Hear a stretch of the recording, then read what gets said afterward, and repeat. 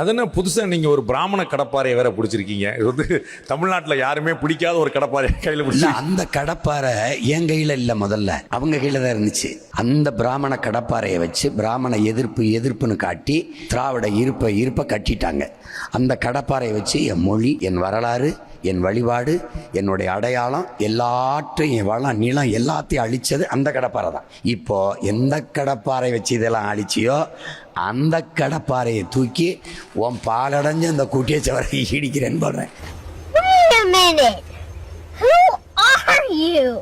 பிராமண கடப்பாறைன்னு சொல்றான். பிராமணன் என்கின்ற வார்த்தை தமிழனை அசிங்கப்படுத்துற வார்த்தை. எப்படின்னு கேட்பாங்க. ஜாதி பேர்ல பிராமணன் வச்சா மட்டும் திட்டுற, Konar miss, Reddiyar miss, Nadar miss எல்லாம் வச்சா திட்ட மாட்டேங்கிற.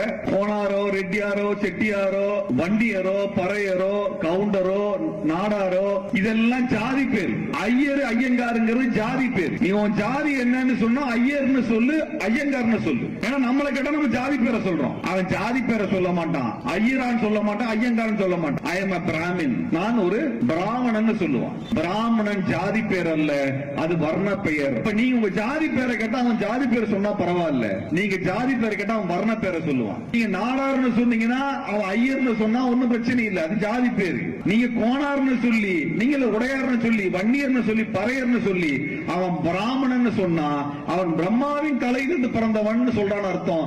பிரம்மாவின் காலிலிருந்து பிறந்தவன் சூத்திரன். பிரம்மாவின் காலில் இருந்து பிறந்தவன் தான் தமிழன் என்று எழுதி வைத்திருக்கிறான். தமிழர்கள் மட்டும் இல்ல, இந்தியா முழுவதும் இருக்கக்கூடிய பிற்படுத்தப்பட்ட சாதிகள், மிகவும் பிற்படுத்தப்பட்ட ஜாதிகள், பட்டியல் சாதிகள் எல்லாம் சூத்திரர்கள் என்றுதான் எழுதி வைத்திருக்கிறார்.